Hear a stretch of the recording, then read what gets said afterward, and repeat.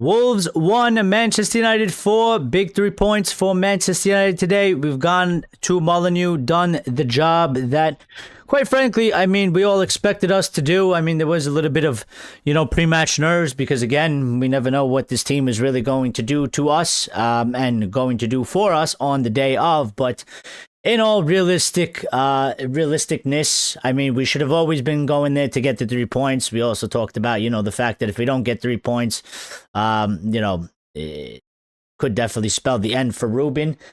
But listen, they went out there, they did their job. First half was a bit sort of disappointing. It was a bit, of a downer because we got the goal. We were up 1-0. We gave up the lead. We gave up the lead right before halftime, which obviously you never want to do, but we managed to do it. We let Wolves score a goal, their first goal in over 8 hours of Premier League match time, and their first in 5 or 6 matches. But you know what? The team came out in the second half. You got to give them credit. It was a good response. They came out with more intent. They came out more driven. They did what they were supposed to do. We answered probably as quick as we possibly could have. We got a second, took back the lead. We had a little bit of a, 5-7 minute period after we scored the goal where we looked a little bit shaky again. We held Wolves off, and then from then on, we went and, we played the match how we were supposed to play the match, in that we kept up sort of the pressure on them. We scored another 2 goals out of it. Mason Mount, Bruno Fernandes scoring. Mason Mount goal was very, very, very, very, very good. Bruno scoring a penalty and also an open play goal as well. But yeah, listen, I'm happy. I've always said I will never cheer for my team to lose a match. Even if I end up being manager out, I will still want them to go out and get 3 points. So I'm happy that we got it. For those that are Ruben out, it looks like he will be staying here for at least the foreseeable future, barring how the results coming up go. But at the end of the day, I think even the people that are Ruben out, if he was to eventually go on to a very good run and get the team into a better position, I think people would be less on top of him. Because at the end of the day, I think every Manchester United fan just wants to see the team do good and be in a good position and have a good season. So if he could deliver that, I think, he'd buy himself with some of the people. Some people just don't play and like him, and it is what it is. But for today, there was some good individual performances.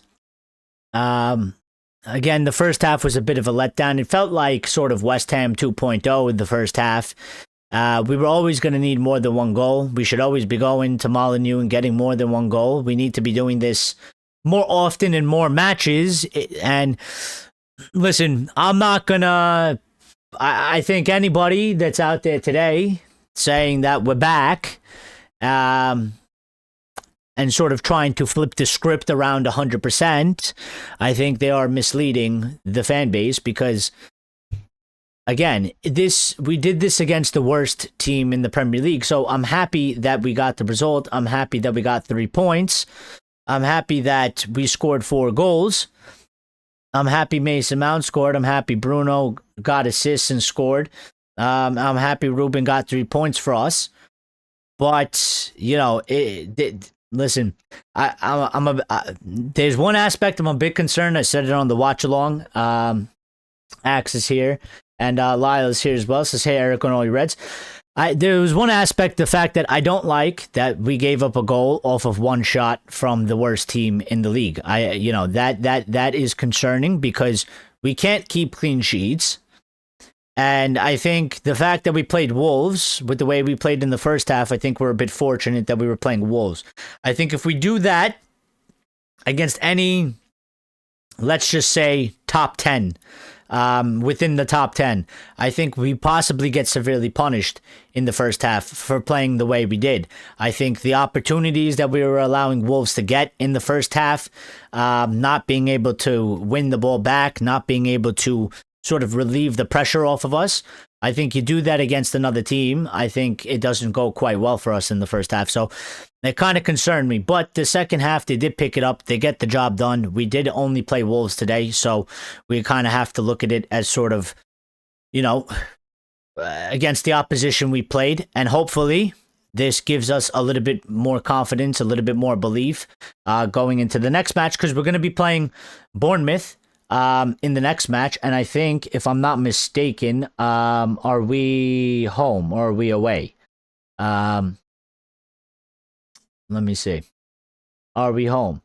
We will be home against Bournemouth. Another 1 week from today on Monday. Again, another 8 p.m. for the UK people. 3 p.m. for me over here. Lyle says, good game today. Cautiously happy. Pissed we gave them a goal. But that handball in the first half gives us a clean sheet. Yeah, I mean, listen, we ended up getting the handball back anyway. The penalty, I think we should have definitely gotten a penalty off of that handball for sure. In my opinion, I said it, during the watch along, I said, I would have been more inclined to give the handball off of the first one than the second one. I don't know if I would have necessarily gave it off of the second one, but there's still an argument for it, because he did sort of make it in a sort of unnatural position, and he made himself a bit bigger, and it did hit his arm. So, I think maybe they did us a little bit of a favor, rectifying sort of their mistake in the first half. That does happen sometimes. So, Wolves are bad this season, like bad. Glad we added 3 goals to the goal difference. Well, that is one of the positives. I mean, we added +3. We're not +1 anymore. Let me just take a look at sort of the standings and stuff like that. We are up to 6 now.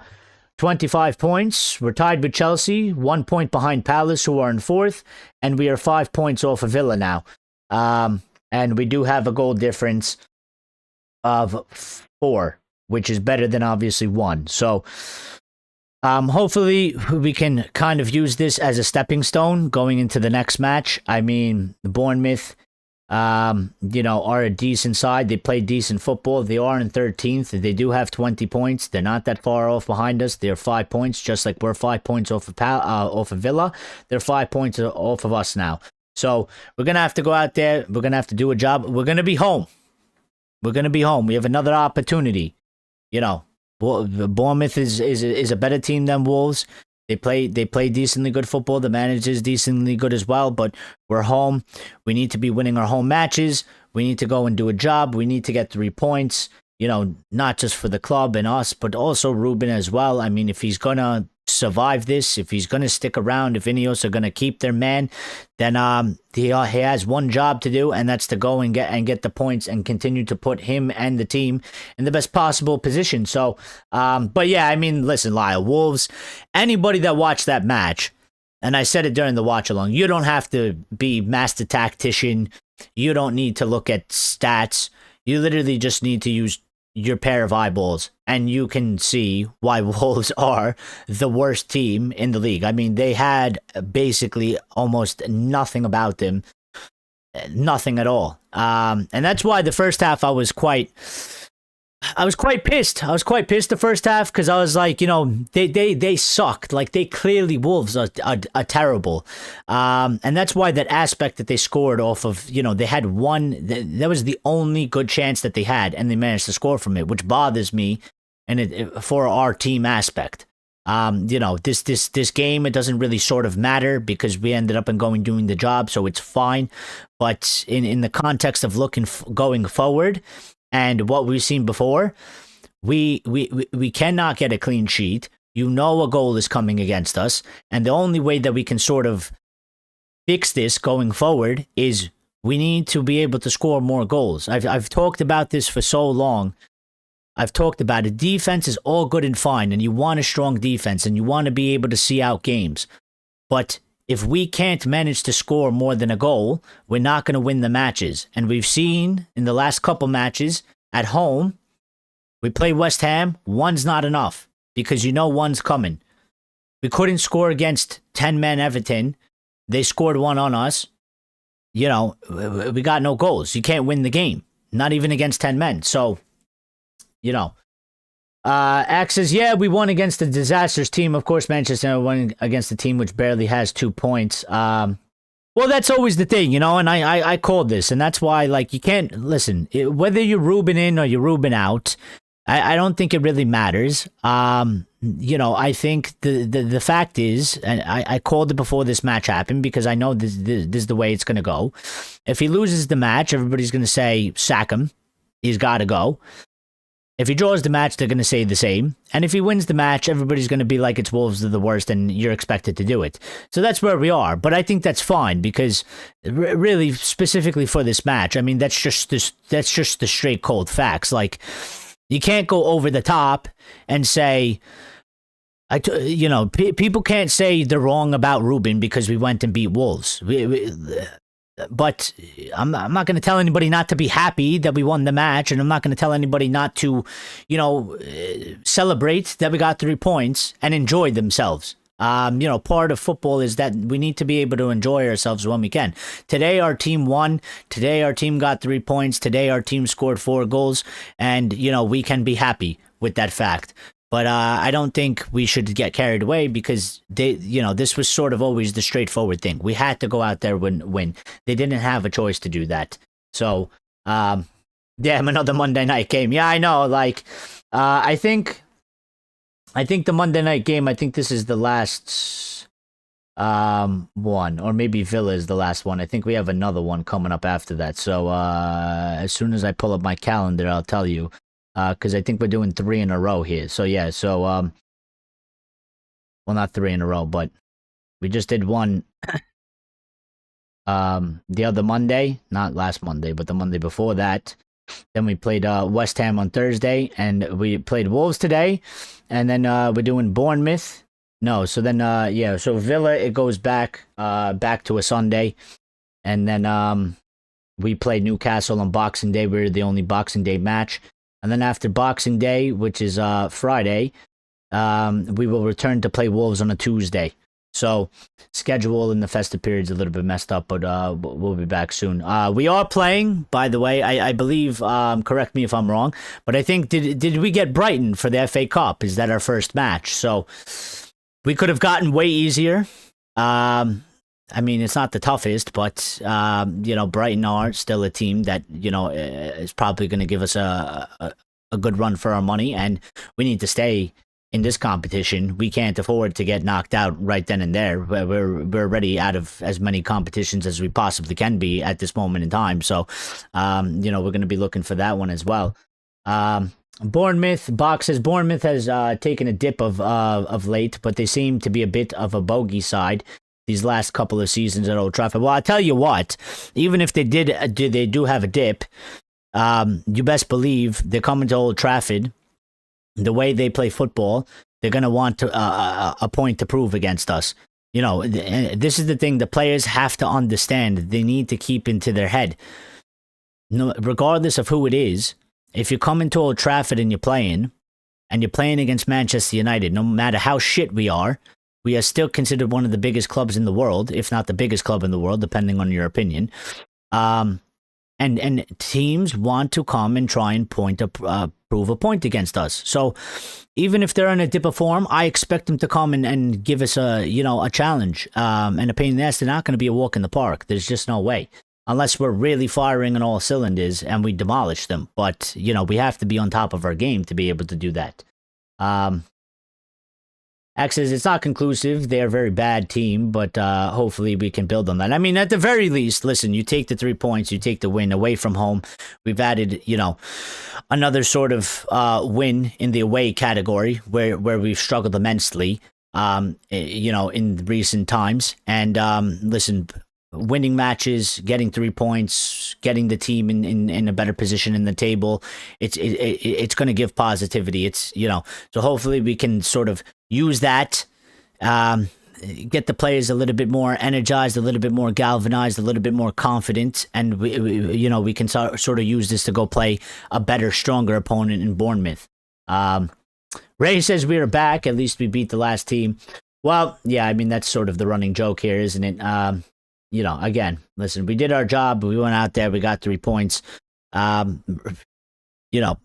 we couldn't lose, but with this team, we've seen them sort of do it all, in a certain sense. And listen, they could have somehow, some way, they could have went out there and maybe we ended with a draw. Maybe they went out in the second half, they struggled and they didn't find these goals, and the game ended 1-1, and we're sitting here having a different conversation. So, at the very least, they did what they were supposed to do. We got the 3 points, and now we move. Elias says Bournemouth on a hat trick of Old Trafford wins. We need to be very careful. Well, we'll cover that later on down the line when we get close to that match. So, Axe says at the end of the first half, we say his baboonery, yet after halftime they came. Well, see, here's the thing again, this is where I disagree a little bit, Axe, in terms of that. I don't know. For me, what is the real thing? It's his baboonery for what's going on in the first half. Is it the players? Because I feel like a lot of times the players aren't doing what they're supposed to be doing on the pitch. They're not doing what he wants them to do. They're not doing what he's asking of them. We got to go into halftime, and I call it holding their hand, because he's got to get them in the dressing room. He's got to give them a little pep talk. He's got to tell them to step it the fuck up. He's got to tell them to actually do shit and stop playing scared and, start going forward. And for me, it just seems like that's why I describe it as that, because it seems like without this sort of team talk, this readjustment from the manager, they don't seem to be able to do it by themselves. They don't seem to be able to take the onus on themselves. They don't seem to be able to read what's going on the pitch. And, I highlighted Bruno Fernandes a few times during the first half after we scored the first goal, going like this and telling everybody to slow it down and calm it down. I didn't really see him do that in the second half. I didn't see that coming out from him. So is it because Ruben told them to start in one way and he changed his mind at halftime, or is it because they weren't doing what they were doing and he had to go hold their hand and tell them what they're doing isn't working, and he had to basically baby walk them through what they're supposed to actually be doing and what they need to do. And then they maybe they feel a little bit more incentivized to go do it. There's some sort of an issue there that keeps happening. So, they came in well motivated and determined. The manager instilled courage and constructive attitude, which is our spirit. We need to prove ourselves against better oppositions. I am happy. But my thing is, Axe, if he's doing that at halftime, my whole thing is there's no way he's not doing it before the game. If he's not, because I find it hard to believe a manager doesn't try to instill those things to your team before the game kicks off so that they can start the match in that way. And then all of a sudden he's going to find how to do such a thing at halftime. If he doesn't have it, he doesn't have it. It's not like he's all of a sudden just going to do it at halftime because he finds it within himself. So that's why I do truly believe, he's telling these guys what to do. They just don't do well starting matches. They just don't do well for whatever reason it is. They seem to need to be babied a little bit. To me, it's being babied. That's how I see it. So, Snap Meme says we should have stat padded more, but at least we scored 4 and won with a 3-goal difference. I mean, yeah, we could have probably stat padded more, but you know what? Listen, 3 points, 4 goals, 3-goal difference. We'll take that. We got to move to the next one. I'll give some player ratings in a couple minutes. I'm going to get to some comments by the manager and some of the players. And see, sort of what the feeling is. Axe says playing style and attitude are reflections of what manager inspires into his players. I understand that, but I don't know what you do for a living. You don't have to tell me, but if you have a group of office workers, like if you're the CEO or something, and you don't have very good people in the office that have good work ethic, you can sit there and try and explain to them all day about how you need to be hardworking and all this and that. But if they don't, if they don't get it, if they can't understand it, or they don't care enough to do it, or they don't have it within themselves to push themselves without the need to somebody kind of micromanage them, then like it's sort of a waste of time. Like, is it really on you? Is it really on you, or is it really the personnel? That's how I sort of look at it. Now, maybe it is on him, but I just find it strange that how there's a lot of these situations where we start the match and it's quite, shit, and it's not good enough. And then it's like when we go into halftime, he's giving them a talk, he's telling them, what you're doing isn't working and you got to do this and you got to do more of this. And they come out in the second half. Sometimes it doesn't, nothing changes, but sometimes it does. So I'm like, well, I think he's doing that before the match as well. I don't think he's really changing sort of the approach. I just think that they just kind of need to constantly be walked through this whole thing. I will not forgive lesser results. Nobody's asking you to. Because of this win. Remember, I am not the storm nor the typhoon. All right, relax. Nobody's asking you to forgive other results. This is the result in itself. This doesn't right the wrong of other results, but those results in the past. We can only do what's in front of us and what's in our hand. And today was a match against Wolves, worst team in the league. We got 3 points. We scored 4 goals.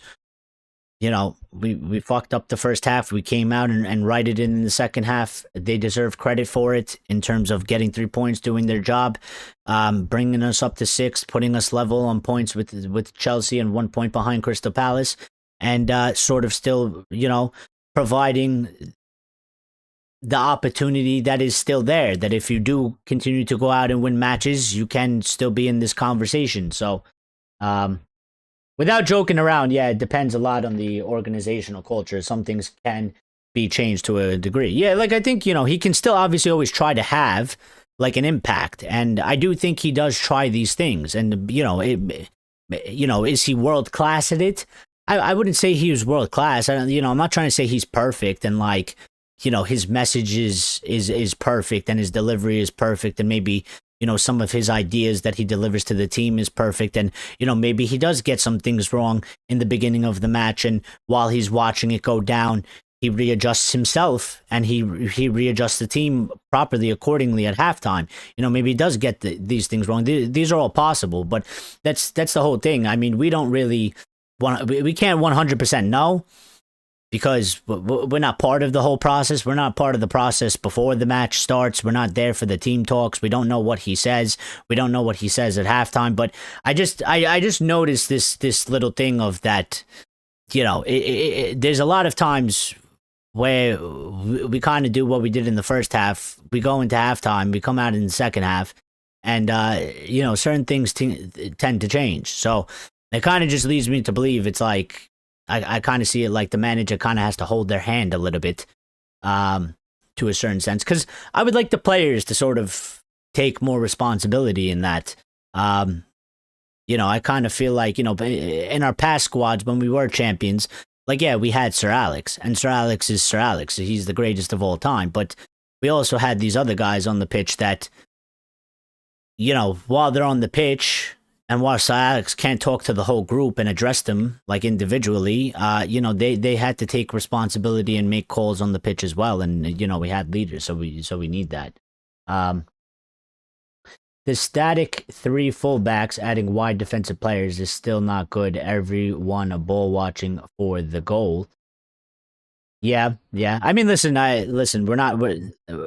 We're always still gonna have problems, and regardless of like how this season goes, whether he stays here and he makes it to the end of the season and it's good, or it's average and we don't continue with him after, or he gets sacked before it and somebody else comes in, we're always gonna have problems remaining for the rest of the season, one way or another. So, we need to try to mitigate as many of them as possible, but there's the rest of that comes with getting better personnel later down the line, and adding to the squad and adding to the team, which we have an opportunity to do it soon in January. And I would still imply or implore to Ineos, that they, if they really care about Ruben and they care about the project and that they're serious, they will actually do something in January, because everybody else is going to do something. And there are some teams that are already better than us, and they're going to do something. And there are teams that are pretty much the same as us, and they're going to do something. And if we do nothing and they do something, they're going to pull ahead of us. And, we're going to watch that in real time. So we stopped selecting players based on their personality, at least taking that into account. Winning mentality was a selection factor for Sir Alex Ferguson. It has been long forgotten. Now our transfers are about boosting the shares of the club. Well, I think that certainly was what happened right after Sir Alex.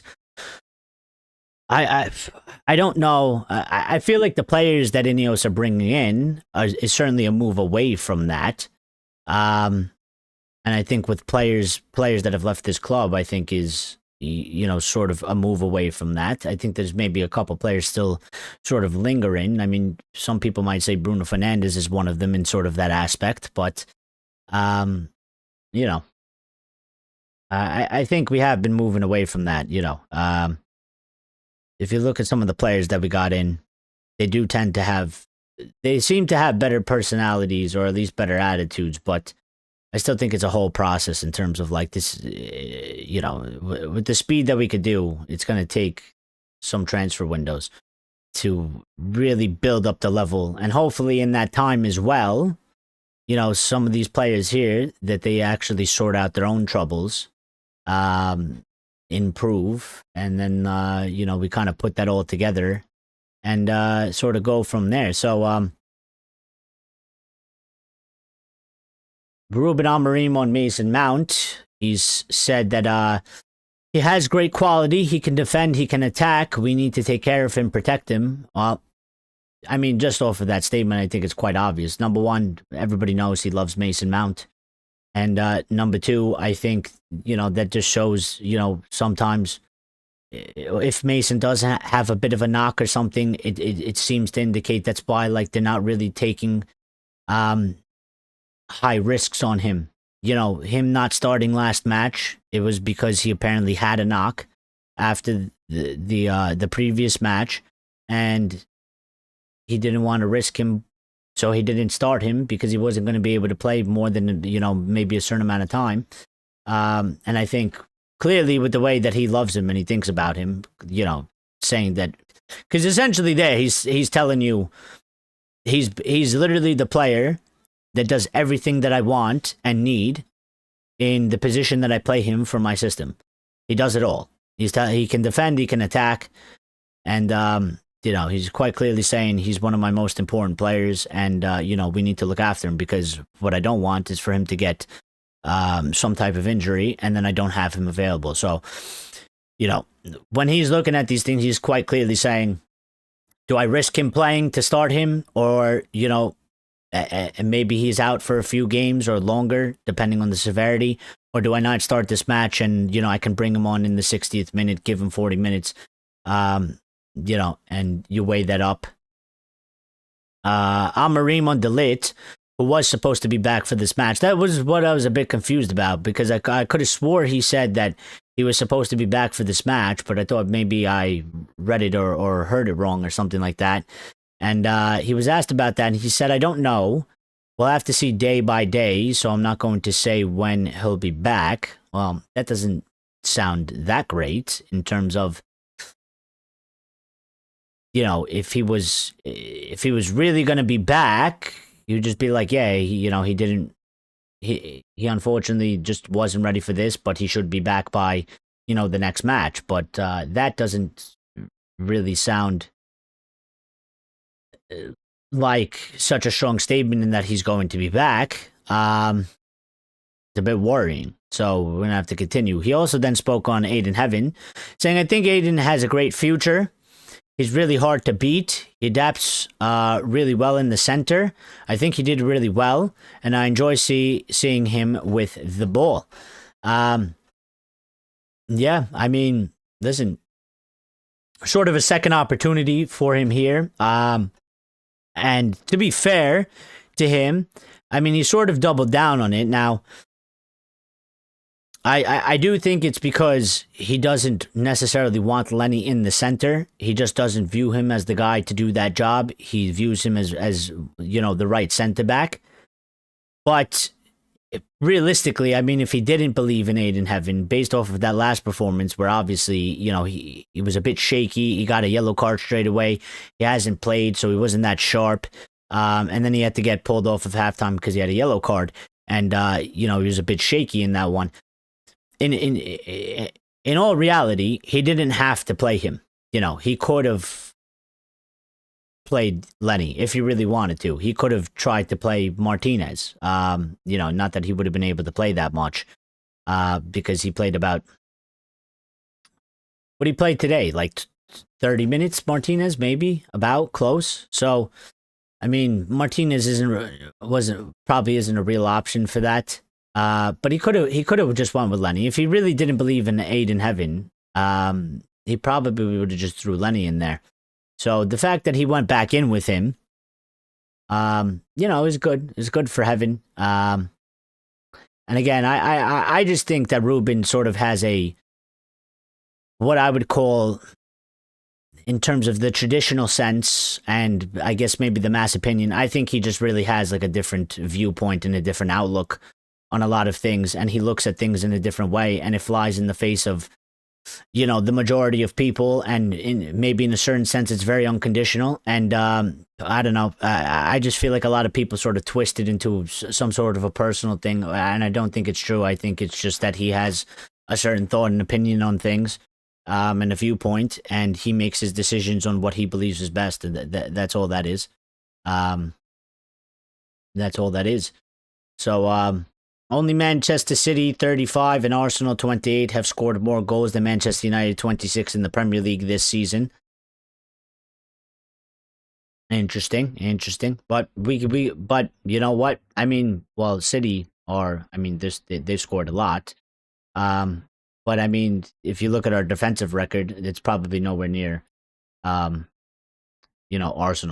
for that fact. So, yeah, Axe left us. Good night. Box says Shea Lacey not getting a debut was the one negative. Well, again,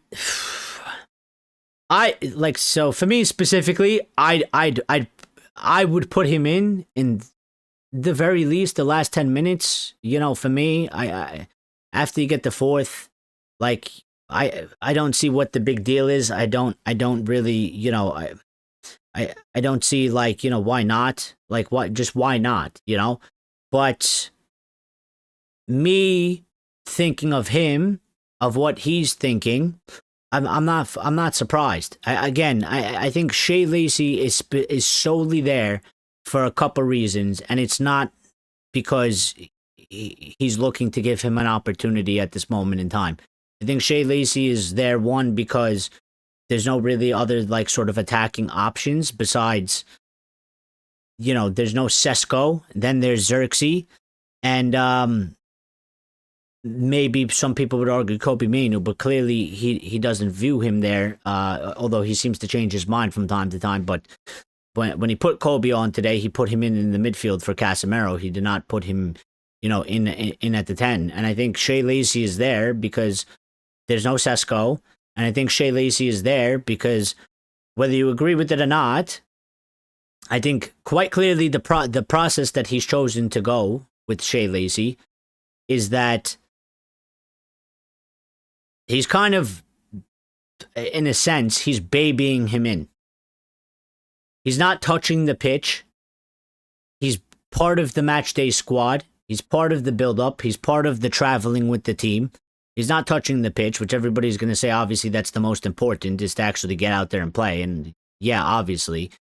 But he's babying him in. And I think he's also there because when we lose Mbeumo Diallo and Mazawari, we're going to be short.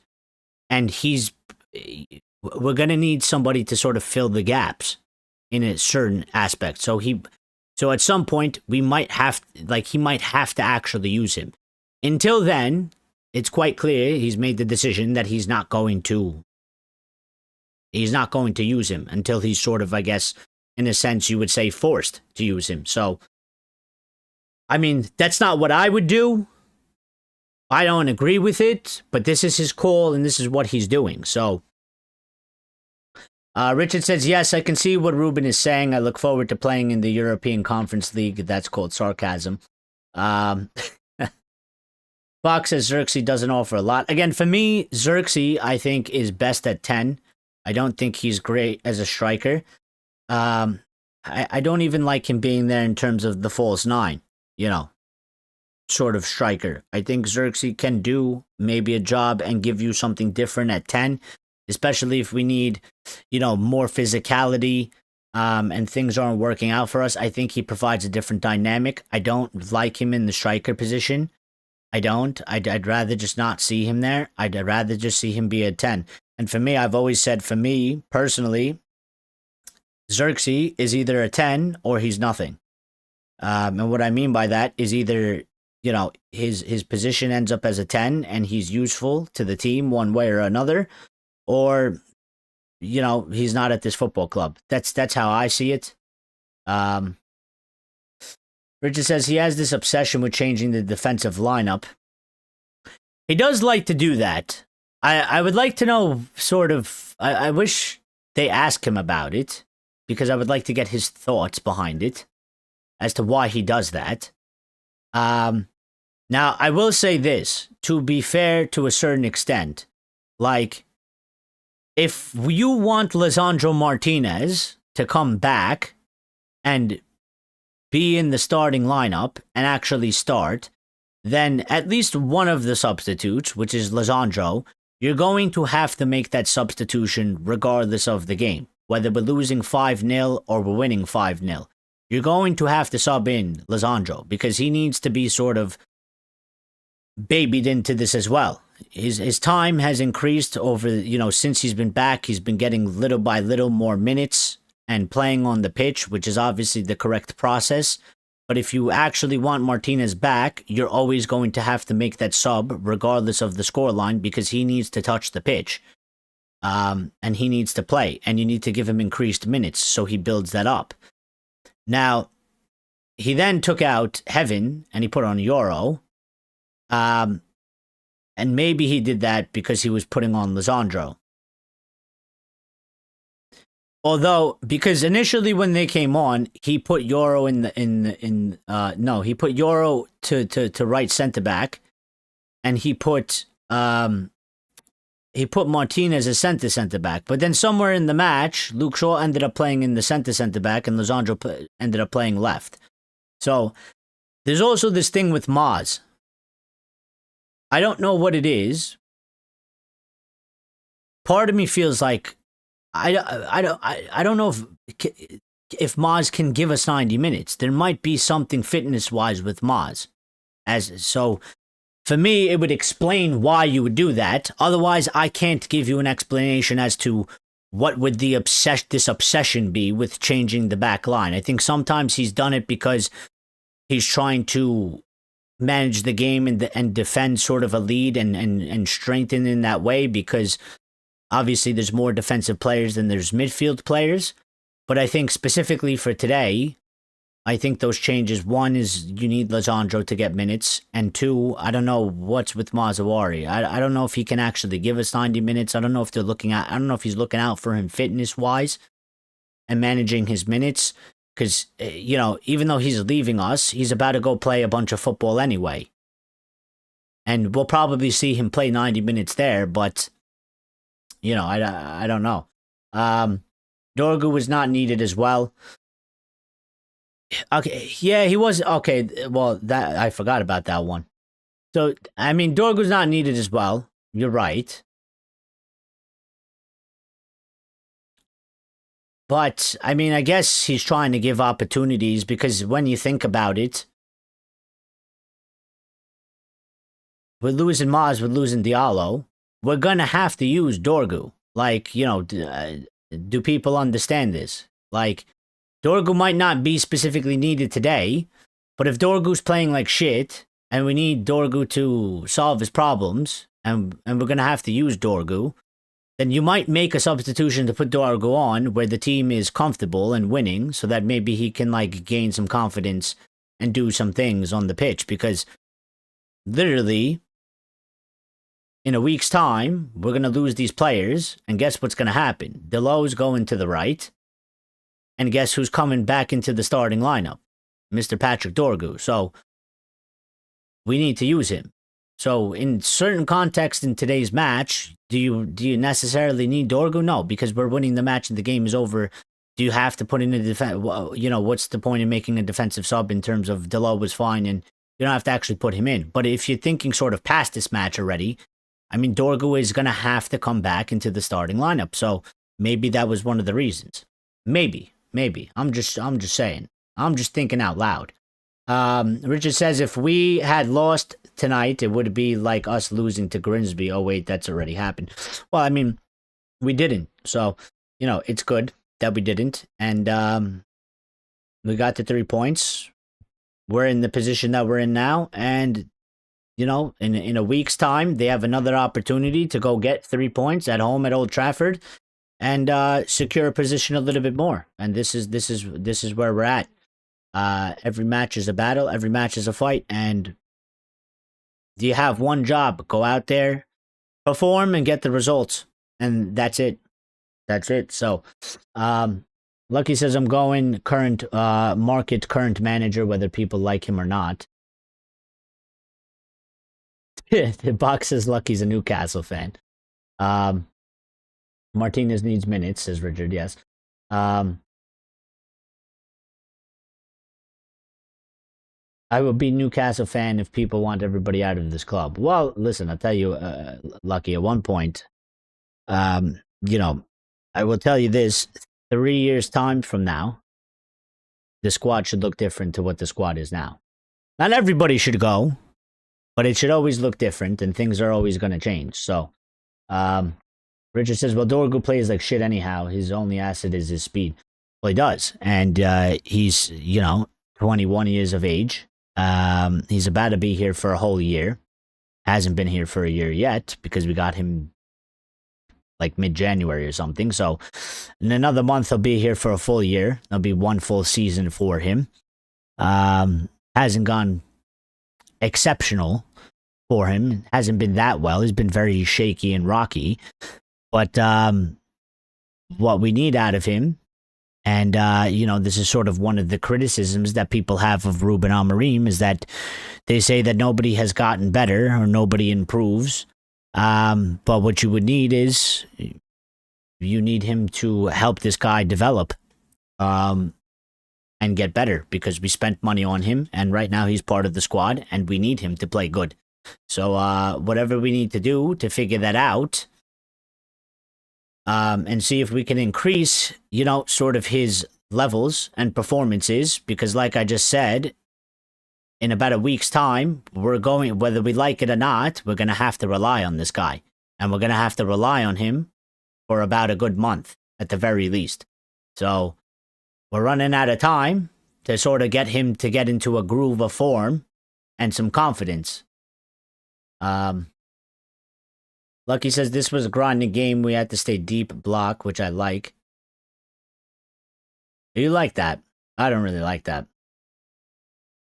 Nah, Dorgu wasn't needed at all. He's come on both games versus West Ham and Wolves and been poor. Well, again, I think he came on at Wolves because apparently Delo signaled for some sort of an injury. So, I mean, it wasn't a serious injury because he played, but maybe Delo was being precautious. So, if Delo comes off, you got nobody to play. And then today, again, I think you don't have to agree with it, but I don't think it's too far-fetched to say that, again, he might be thinking about it in a week's time or so, that he's going to have to use Dorgu. And Dorgu needs to touch the pitch. Dorgu needs to, like, have better games. He needs to play. And he's going to have to play because we're forced into playing him, you know, because we're going to lose our players. So you might not think he was needed, but Ruben might be looking at it and say, I got to put him on. I got to give him minutes because I'm going to have to use this guy, you know, and this is the whole thing. It's sort of two different ways at looking at things, and it's two different ways at sort of thinking about things. And you might have not put on Dorgu because you don't want to see him and you don't think that it was the right thing to do. But maybe Ruben is looking at it in that way and saying, I got to use this guy. And I'm going to have to use this guy. So I'm going to put him in. I think it's definitely a possibility. I don't think I don't think I'm talking about, I don't think that's like pie in the sky theory. Amorim should also develop some of the youths at the club too, because really it's no different to him signing a new developmental player. Both need coaching by Ruben. Well, I think the only difference that it really comes down to is that Dorgu was playing at Lecce in the Serie A, and some of the youths, they played the level of U18s and U21s. The speed is quite different. The physicality is different too. I mean, even coming from the Serie A, but playing professional first team football in the Serie A is levels above under 18s and under 21s. So, kind of like Mourinho said that one time when he was talking about some players to a certain aspect, like you can be 19 and you can be really experienced more than some players are experienced at the age of 25. It's not really sort of the age thing. It's really about what sort of experience do you have. I mean, for me, Matthijs de Ligt is far more experienced than you could probably grab a bunch of 29, 30-year-old centre-backs. He's like got triple the experience they have. So I think that's how they look at it, and I think that's how they're going about it. That's, to me, it's the only thing that makes sense, in that they tend to view, because I don't think Ruben's alone in this. I think Wilcox is part of it. I think Vavel is part of it. I think these guys are part of this. I think they're looking at these youths, and they're just taking a longer path with them. I think Kobe is a different story, but these other guys that are like 17, 18-ish, Shea Lacey, for an example, I think they're taking a long route with them. And I think they're taking a long road with them. If you disagree with that, you disagree with that. But I just sort of try to get the understanding of what's happening at the football club. And I think that's what's happening at the football club. Because some people tend to think that there's, like, they come up with these sort of conspiracy, dark, sinister twists. I don't think that shit's happening at the football club. This isn't a Hollywood film. I think they're making decisions. They might be getting them wrong, but I think they're making decisions on a plan that they believe in. I don't think they're being like, I don't think Ruben's walking around saying, fuck all these youth, I don't want to produce any of them, and I hope they all rot and die, or something, which I feel like a lot of people speak in that manner of that's what he's doing. I will never buy that for a second. I think that's so totally, like, crazy to think like that. That's insane. What I do think is that he looks at them and says, not now, later on. I got these players here that I need them to sort out their thing, and they're far more experienced, and I'm going to rely on them. That's the only difference that I see. I would recall Harry Almas for loan and drop Dorgu. Well, I mean, you could do that. That's always a possibility. I don't think it's going to happen. I would maybe do it as well. Like, I would definitely think about it. I'd have to evaluate all sort of the layouts, and possibilities of that. There is even like Diego Leon, but I would say clearly, they don't think he's good enough. Like, and when I say they, because people are just going to say Ruben doesn't want to use him, but Ruben is using the recommendations of these other people at our football club. So Wilcox is part of evaluating the youth. I think Vavel probably has a play in that. And then there's a bunch of other guys in there as well that are working under them. And the club itself, not Ruben. Ruben didn't walk in and say, send Leon on loan because he's shit. The club itself, with a group of people, are looking to loan him out. So if they're looking to loan him out, they don't think that he's good enough and that he's going to be useful enough. So whether you think that they should use him is one thing, but the club is looking at them, and I just believe, like, if they were that talented and they were that good, I don't think that they'd be like, that. Let's loan him out. They'd be like, no, let's use him. So Leon is there. Leon's going to probably get sent out on loan. They're looking to send him out on loan. So he's not an option. But with Harry Almas, I mean, he's doing well there. So the decision you make is, do you bring Harry Almas back, which you can do, or, you know, there's talks to extend his loan, because actually his loan ends in January, I believe. So for whatever reason, because we didn't even do a full year loan. I think we did like sort of a 6-month loan or something like that. So his loan apparently ends in January, I believe, something like that. And, you know, they're happy with his progress. They're looking to extend it. The team that he's playing for want to keep him for the remaining of the year. And then you sort of have to make a decision of, well, what's best for his development? We're going to bring him back here and play him, or we're going to keep him where he is, where he's already doing well, performing excellent, he's playing all the minutes, and he's guaranteed playing time. And then that's the decision you got to make on that. So, yeah, the difference is we wasn't buying a ready-made, decent quality left back from Serie A. Lisandro Martinez put on Xerxes part of... Dogu is very raw and really looks like he needs a Premier League loan, if we're honest. Well, he could use one. Maybe. Or maybe he just needs more time. You know, I'm kind of looking at this. It's a bit weird because he's coming in January, and I think people sort of kind of forget that aspect. So, I mean, I always tend to look... This is how I evaluate every single player that comes here. You have one season where you come from. To me, there's a bit of a determining factor in the fact of that, you know, he's come from another league. So I always give a grace period of 1 year for the foreign players to get adjusted. And then year 2, you got to step it up and you got to do better than what you just gave us. So he's about to complete year 1 and on to year 2. And I'll see what he gives me in year 2. And then I'll sort of make my final call on the guy. But he's got this year from January on to show if he can grow, develop, play better. For me at least. So the problem is we have no one in the club who understands Manchester United and the ethos of the club. Maybe, but my thing would be, where are you going to get that from? Where are you going to get that from, and how are you going to get that from? Because I think we lost that 12 years ago.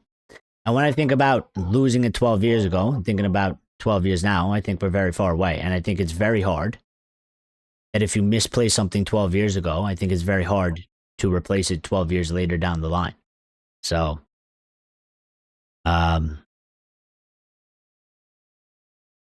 yeah, I don't know. I don't know what you do about that. Yes, because Kobe's development is going really well. Well, Kobe is a different story than some other players. And again, he's made his choice on Kobe. I don't agree with it, but he's made his choice. And, you know, I don't know.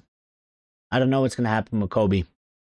I think what Manchester United should do is, if they're looking out for Kobe, and they believe in Kobe, they should loan him. If he's not going to be used, and we don't have the opportunities to really rotate as much as we probably should, and loan him out, and then go from there. Because I mean, he'll get to play. I guess he'll get to play. I mean, depends where he goes, but he'll get to play. And Ruben will be here managing, and if he fails, he'll get sacked. And if he gets sacked, then Kobe can come back and maybe gets a new life of lease under the manager. But maybe this doesn't stay this way forever, or maybe it ends horribly. So Maybe it ends horribly by him leaving the football club. Maybe they're doing a long-term thing with him. I don't know. You know, it's quite clear he's going for the experience, barring like one position. So, I mean, if he's going for the experience, then Kobe's down the pecking order by default. And he has been. And he hasn't started a match, so.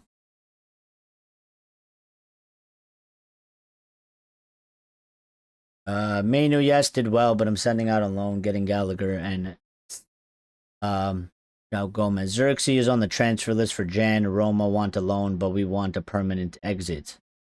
Yeah, probably. That's how it kind of seems to me. I mean, we'll find out sooner rather than later.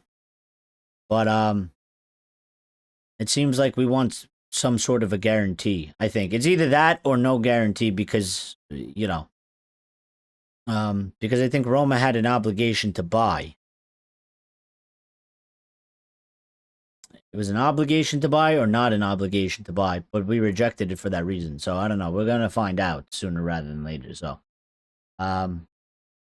loads of ex-players out there who understand it. Michael Carrick, Wayne Rooney. They even let Johnny Evans go rather than put him on the coaching staff. Johnny Evans left because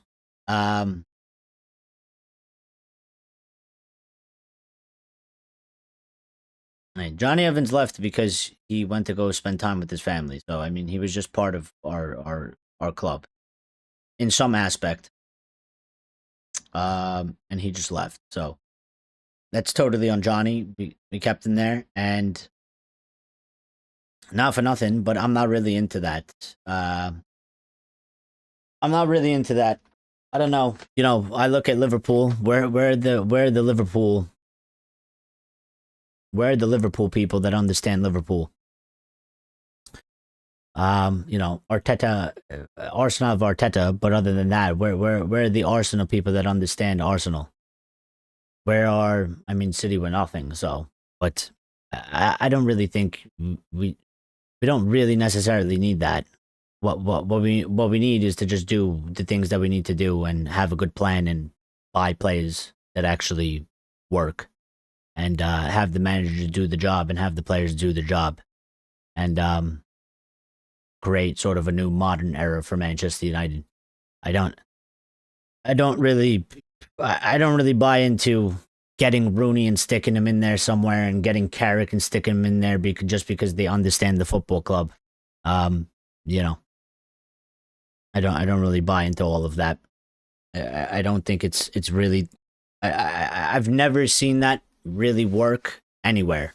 I don't think there's an example to a certain degree of that working to an extreme depth of that. It might be one guy that played for the club at one time and he's a manager, but other than that, you want the best of the best in all positions. So Rooney is not good at managing. He's quite proven that. I don't know if he would be useful as a coach in any way. What do you do with that? Michael Carrick, he's done all right, but I still think that he needs to go and continue to do, his thing and reach a higher level. There's far better people out there. We should be looking to get the best of the best, in my opinion. And you know what? I'm with the ex-players. I'm quite tired of the ex-players actually, because I think they actually do us a disservice. All our ex-players that go on TV and talk, I think they do us quite a disservice. I mean, there's a story that's been coming out that the current crop of players have a huge disconnect with the legends that are on TV and are being pundits, and I actually think they do more damage than they help us. I think they do a ton of damage and more than they help us. So I love them for what they've done for this football club, and they are legends, but I'm quite tired of listening to them. I'm quite tired of them getting their nose involved. I think they do. I think they have done damage to this football club after Sir Alex, and I think they continue to do damage because when I look at it, Where are the Chelsea legends? Where are the Liverpool legends? Where are Arsenal legends? I don't hear them really speaking on the football club. I don't really hear them criticizing. And actually, when I look at these other guys, they actually do the opposite. They, to a default, they back the players to a default in that they're wrong and they're pretty much essentially lying, but they will say that that player is good, or they will shift blame off of these players. And to a certain degree, I sort of agree, like not to back, losers and cowards, but I agree to a certain extent, in a certain aspect, that, the way they go and speak about our players, they should know more than anybody the pressure and how hard it is to play for Manchester United, and they're adding to it and they make it worse. I disagree with the way they go about things, so I don't really want to hear or really see them anymore. I think they're doing a disservice to this football club by what they're doing, going on Sky Sports and talking about the way that they've been talking, and other places. Mena won't be allowed to leave on loan. It leaves us with one senior centre mid as a backup in Ugarte. So what if Casemiro gets injured? We have 0 centre mids on the pitch, on the 0 centre mids on the bench. Yeah, but if we get somebody else in, if we loan somebody else in, then he'll go. Or if we end up buying somebody, which I don't know if we will, but if we do, then he'll go. And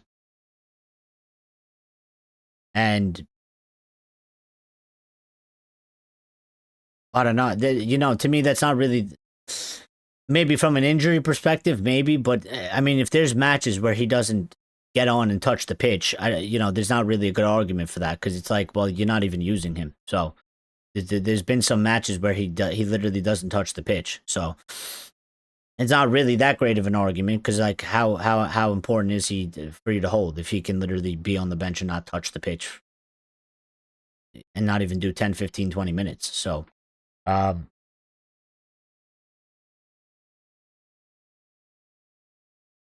like, it's one thing if Ruben doesn't want to use him, but again, I think the football club should be looking at this and they should be making a decision, because somewhere you have to say,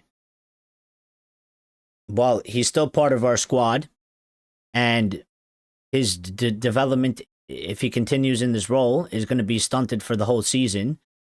And if you plan to keep him and you plan to use him, and even if you don't and you plan to sell him and get money out of him, it's all a loss all the way around, other than the fact that you're keeping a body there for an emergency, which is not. I don't think that's very smart. I don't think that's like I don't think that's a W in any way. I think you're taking like 3 major L's to get not even like a W, in my opinion. So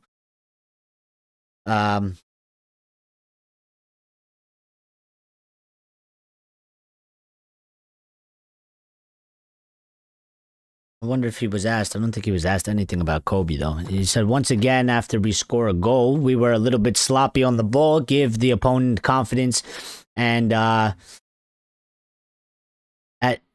give the. Once again, after we score a goal, we were a little bit sloppy on the ball, give opponent confidence. At halftime, they understand they have everything to win the game. This is a specific case. We face a team who is really struggling. Interesting that he said that. Ruben on AFCON players. He said the club is talking with the national teams. Let's wait for the middle of the week. I don't know for sure, but we are doing our job. The national teams are talking with us. This is a good sign.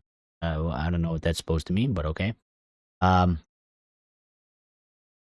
mean, FIFA laid it out quite clearly. We can use them for the Bournemouth match. I don't. What is there to really talk about after the Bournemouth match?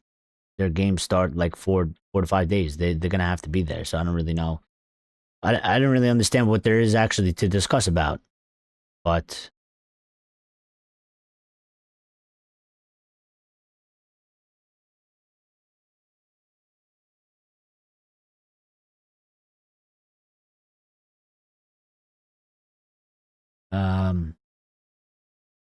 Players with 10 plus goals assists in each of the last 7 Premier League seasons is only Bruno Fernandes.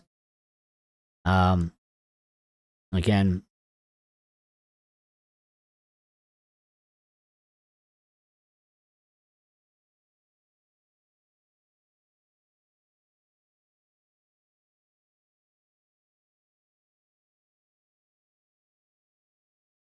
I missed all these chats. I don't know why this was popping up here.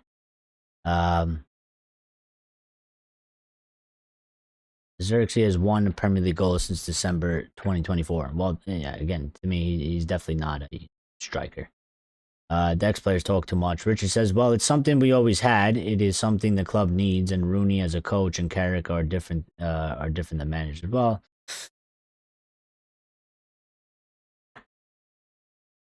I don't know. I don't know if that works. I don't know if that works. I don't know if that works. Maybe Carrick. I don't know about Rooney. I have nothing against him, but there's definitely better coaches out there, for sure, because they're at a certain level. You know, and I just don't know if that's the correct thing to really do, is to just get people in because they were once part of the club and they understand the club. I don't really know if that would lead to any sort of success. And it kind of gives me the feeling of we're forcing people in because they are associated with the club, and I just don't believe that that's probably the best way to go about it, because we should be getting the best of the best, and if the best of the best is not people that have played for this club, then we should be getting those guys, and we shouldn't, we have Darren Fletcher, he's there somewhere, I think there's 1 or 2 other people there, but they're there. I listen to Martin Keown every day. He's in and around Arsenal. Yeah, but he ain't like Gary Neville. He ain't like Roy Keane. And he ain't like Scholes. And he ain't, well, to give credit to Rio, he's left and he's sort of gone out of there with that. And Rio's actually taken the opportunity to, for example, like he chats with Lenny Yoro quite regularly. He's been supportive of Lenny and stuff like that. I don't think Gary's ever fucking messaged a player. I don't think Gary's ever tried to show public support to any Manchester United player. I think all he does is criticize. I don't think Keane's doing that either.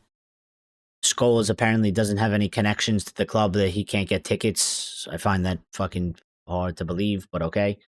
I'm not saying they're lying. I'm not saying they're lying at all. I'm not saying they're lying. I'm just saying, I think what they do does more damage than it actually helps. They might very well be telling the truth, but sometimes the truth is a lot more hurtful than it does help. So, was funny listening to Keown on commentary for Villa vs Arsenal. He was stunned when Villa scored at the last second.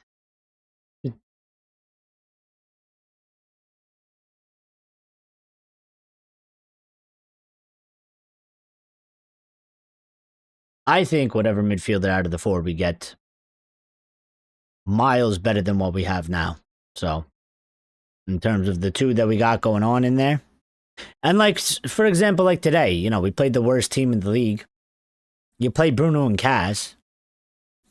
You can easily get away with that, and we did. Like it's fine. It's it's not going to be a problem. There was still some periods in the of play during the match that we couldn't get the damn ball back. But like it didn't hurt us enough that we were like that we lose the game because of it. But you play a better team with a better midfield, and we're really screwed. So I think out of the main 4, Wharton, Baleba, Anderson, and Stiller, you get one of them and maybe some other guy, or 2 of them, and you get them in there. I think miles better. Miles better. Lucky says pace aggressive. I asked for tonight. I saw in the second half for sure. Proud Mason Mount, Cunha, Mat Diallo, Diego, Lizandro working, going two positions tonight. We have no one on that team with the expectation of Bruno, maybe Kobe, who know what you need to be a Manchester United player. Well, you know what we do then, Richard. We buy some. We buy some, and maybe we make some. But to make some is going to take longer than to buy some. And I would agree to that in that sense, but the only thing is that you have to go buy players, and I think that's what Ineos has been trying to do. I would say I would say Delit probably has it, but Delit wasn't there tonight. I think Lisandro might have it. I think Mbuemo has it, and maybe Cunha. But these are all players we recently signed.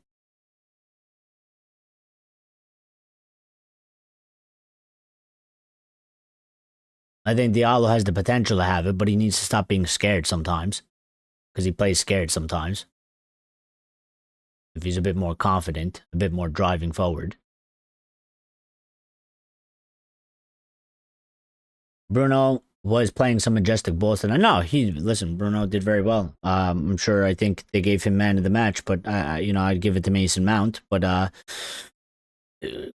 close contender, for first for sure. And he had those very good crosses into the box. He got 2 goals. I don't know how many assists he had. I know he had at least one. I don't know if he had another one, but no, I mean, listen, he did well. Definitely stepped it up in the second half as well, for sure, like everybody else. I mean, the first half in the beginning of the match, right off the bat, there was a couple chances for him to slip some people through with the ball. The balls came off very shit, and that gets me very disappointed because, 1, I expect him to do it, and 2, I know that he can do it. But it's like they were so poor that I was just like, we need you to be doing that. But in the second half, the balls, everything, the play was like way better, and he did very, very well. He did very, very well. Mount's passing was legal, and Mount as well, and I like Mount because you could see. What about developing some? You can develop some, but it's gonna take time. You know what I mean? It's gonna take time. It takes time to develop some. And again, for me, people don't like it, but we're here. We don't have many competitions to play for. There's not a need to really rotate a lot. And I don't think we've ever been sort of in this situation before where we don't have any European competition and we're knocked out of the Carabao Cup. So honestly, I'm already over this season because I'm so over a lot of the narratives that's going on. I really just want like this season to fucking just go through. I hope we like finish in a good place and that we get back into Europe and then like we go back to normalcy because I think a lot of this shit we won't be talking about it when we go back to some level of normalcy. And level of normalcy means that like we're playing in all the competitions and we're back in Europe. I think all these conversations will go away. Honestly, I think a lot of it is, I don't know what to call it, but I just really feel like we get out of this season, we do the job we're supposed to, we go back into Europe, there's no World Cup, and I think basically almost every conversation we're having, I think they all go away, and we don't talk about them, and I think everything changes, and I think things will be totally different. Just like it just seems like everybody is so focused on certain topics like every week and it's just like I'm so tired of the conversation really. This thing with Kobe, the thing with the Utes, I think there are things there, and I think a lot of people do what a lot of people do, which is they don't agree with it, but in not agreeing with it, they choose to completely ignore it. And there's nothing that I can do to help those people in terms of you don't have to agree with it. You could say it's wrong, but to pretend like there isn't something else going on with some sort of a plan of an or plan of action going on, um, I think is ridiculous. It is. I think it is. Ahmad was greedy a lot tonight, very frustrating. Listen, I'm a little bit okay with that. I don't think he was that greedy.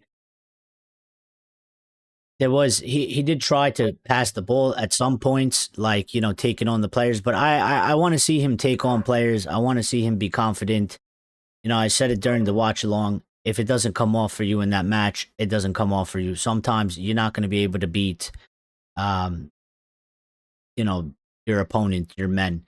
You're not going to be able to beat them. It happens in every from match to match. It happens to everybody. Like sometimes it's just not your night. You just don't get the best of your opposition. But I'm okay with him sort of taking the ball and continuing to try and make something happen and make something happen. I don't think he was that selfish. I think as an attacker, he needs to be a little bit selfish, but I don't think he was overly selfish. There was a few times he tried to cut in and pass the ball, but they didn't come off. They were getting blocked, or he didn't cross the ball very well. So,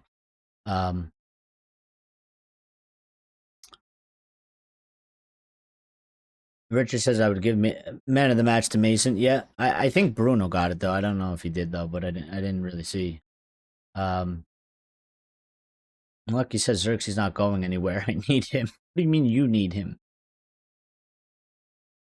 Well, I can tell you this normal service will never be resumed under Ruben Amorim.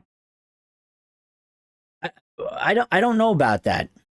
I don't know about that. I find it quite hard to believe that a guy that bring through 24 youth players at over his 4 years at Sporting then decides to just say fuck all the youth players. I find it I find it extremely hard to believe. I think what I believe is they are taking a path that the majority of people don't agree with, and I think they're taking the longer path. And that quite rightly has upset people. But the way some people speak about it is that there is no plan, which I don't believe. I think that's wrong. And it's kind of like a doom view, like the world is over now. And I just don't think that's the case, because as I've seen in football, things can change very quickly. You cannot be a starter one year and you could be a starter from that point on. You could be a starter one year, your career could be over the next year. I don't know. Things can change a lot. So I don't really I'm just going to let it play out like I always do. And if we lose one player because we don't give him chances and opportunities and he leaves the football club, then that is the time where I'll speak out about it. But to jump back and forth and say he's doing this, he's not doing that, and nobody knows what they're doing because they don't tell us, and you don't work for the club, and you're not part of the team, and you're not a coach, and you're not there. I don't agree with it. I don't agree with it. I'm cut inside 4 times second half and lost the ball 4 times. Well, yeah, that's what I'm saying. Like, listen, I don't have a problem with him cutting inside, and I don't have a problem with him trying to make something happen. He lost the ball 4 times today. It's gonna happen. He's not gonna go into every match and always cut in and win 4 times. So it didn't work out for him today. If it happens on a consistent basis, it's an issue. But the match before, he was doing quite well in beating his man. So, tonight wasn't his night. It wasn't great. Last match when we played West Ham, he was destroying, whoever he was up against. I don't even know the defender's name. So, but I mean, he's only going to be here for one more match against Bournemouth, and then he's going away. So, players were free to pass too. Well, yeah, I think at times he probably did a little bit too much. Like, he needs to he needed to keep it a bit more simple in terms of like you cut in. There was one specifically I remember at the end. Like he did very well, trickery in the box, but he did too much. He just did too much. He just held on to it. You got to release the ball. That's it. You just got to release the ball. So, um, we're on 25 points. Look progress every week, and get one or two new faces in. At Sporting, a different level, it's like playing football manager than managing a real team. But I don't know if I agree with that either. You know, I don't know if I agree with that either. Like, I understand the different level. In fact, actually, I think it. In fact, I actually think it being a different level plays into Ruben's hands than everybody else that's against him. Because everybody wants him to do these things with the youth players, and I think they're quite clearly telling you they ain't ready and they ain't good enough, and we ain't gonna use them now. They need to develop more, and everybody's like, no, we want them now, and you're not doing it, and you're destroying them.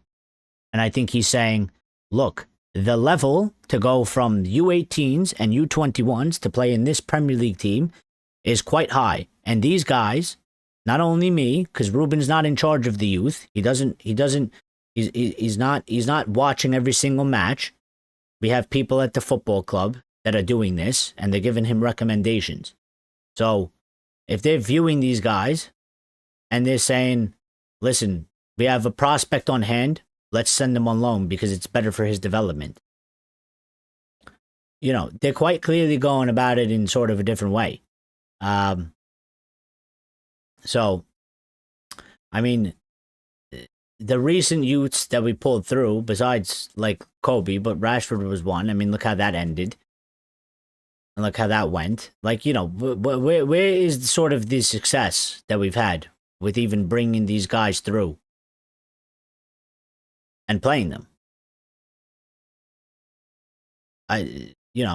They've all ended in some sort of a failure anyway. So it's not even like what we were doing before was working. I think they're just going about it a different process. I think they're taking a little bit longer with them. I think they're taking their time. I think they've developed probably a more intricate plan. I don't think they're in the need of rushing these guys. And I think a lot of people lose their shit over it. I could be proven wrong, but I'm willing to wait and see how it goes with them. I have no problem. I'll be patient. I don't need to see them now. I don't need to see them now at all. At some point, we're going to have to start seeing them coming through. At some point, they're going to have to start getting more opportunities. But I don't think right now is a great time either. Because I think that there's just a lot more aspects for it to be harmful than helpful. So,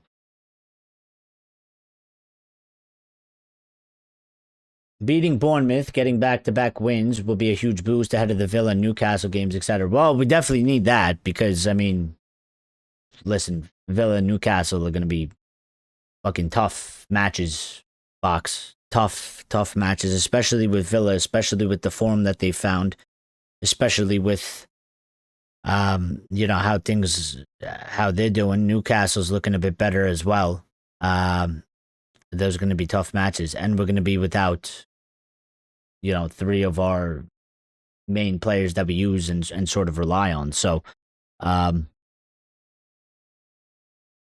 yeah, we would do well to get 3 points against Bournemouth, just in case,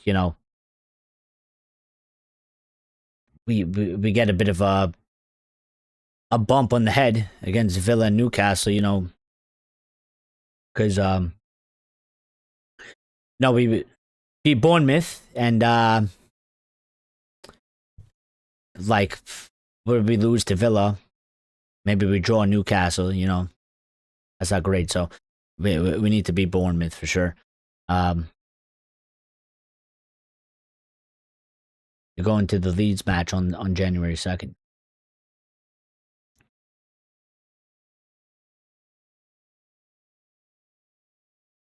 Oh, okay. You're going into enemy territory. You're going into the spicy game. And you're in the home end. Yeah. You be careful over there, Richard.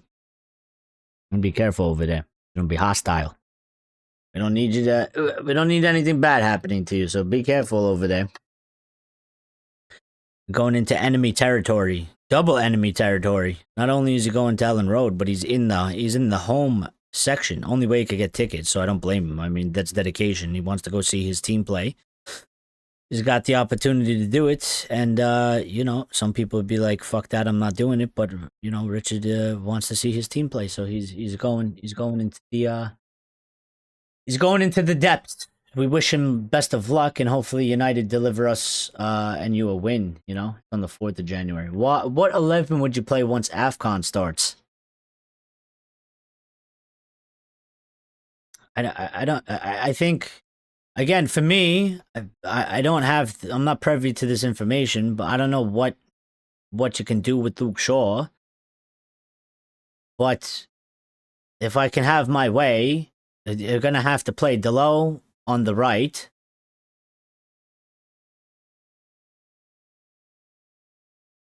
I guess. Delo on the right. We should have in the back Delit, Euro.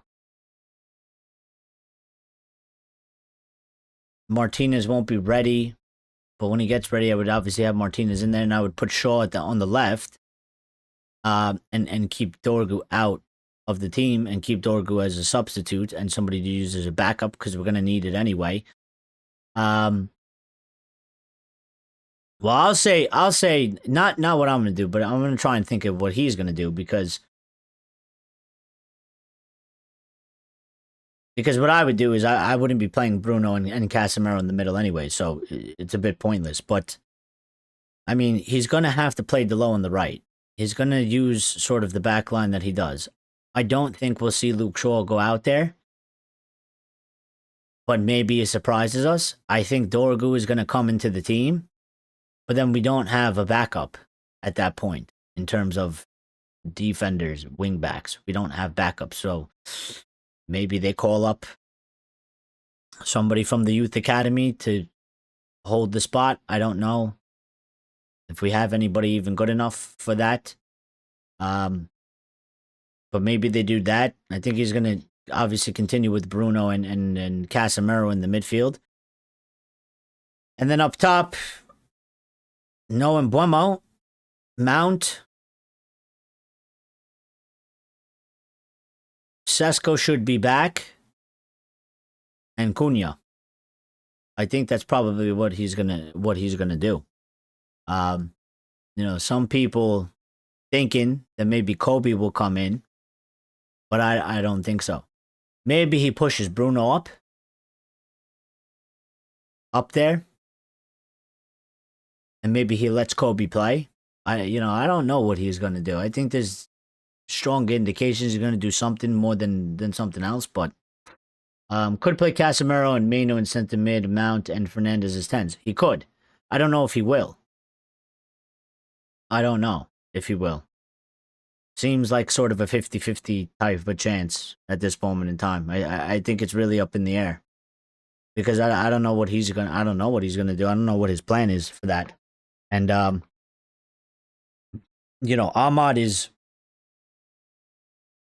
quite different in terms of when you look at Delo and Dorgu. And we don't have... It's not even like we necessarily have like a winger like Diallo to play him in wing back. So we don't even have that swap. So I don't know what he's going to do to make the team be able to play in a way that we can win, because I think once you start swapping out these players, I think that the dynamic of the team changes significantly. I'm quite concerned for that period because I just don't have the confidence that whatever we do, I don't think it's going to work out very well for us, and I think we're going to struggle with those guys out of the team. I think it's going to be a fucking shit period, unfortunately. And I hope it's not, but I just don't have a very good feeling about it at all. So, I I don't think you can play Kobe and Bruno in the middle. No, you would absolutely not do that. Not with the way Bruno plays, and not with the fact that Kobe is not specifically. He's not a defensive mid. Like that's not his. That's not his specialty. You know what I mean? You can never do that. Never. Because of the way Bruno plays that position, you're basically telling Kobe, if you play Bruno next to Kobe like that, you're basically telling Kobe to jump off a bridge. Like there's no way he survives that. Bruno is not going to help him in the way that he would need somebody to sort of partner with him. So you can never do that. You could play. I think personally, you can definitely play. I think Mano and Cass, because I think if you can play Bruno and Cass like the way he's playing, even though it's not. It's not the greatest. I still hold the personal opinion that I think Mano and Casemiro is better than Bruno and Casemiro because I think Bruno is better at a 10, and I would like to see Bruno as the 10. And when I think about Mano and Cass, I think it's a better midfield than Bruno and Cass. But I don't know. I'm not the manager, so I'm not in charge. But listen, it's late. It took a bit long to get on here, so but it's late. I'm gonna get off because I gotta go eat dinner and do some things. And it's late for some of you as well, so you should probably go and get some sleep, although I do appreciate the support. I'm gonna get out of here. Thank you for supporting the stream. Thank you for hitting the like button. Thank you for getting involved in the chat. Thank you for watching. What's today? Monday. We might. I'll probably go live tomorrow. I'll go live a little bit late though. We will see. Probably 8:30 p.m. UK. So if you're around and you want to pop in, come say what's up. And then I'll try and figure out the schedule for the rest of the week because I am going to take off probably like a day or two here and there, something like that. So, we'll figure it out though. But yeah, we'll stream tomorrow. We'll get sort of a regular news stream and some other stuff, and we'll discuss some other things. So everybody be good, stay safe, have a good night, and thank you for the support. Richard says, I personally, if he's fit, would move De Ligt into midfield. Really, as a DM. I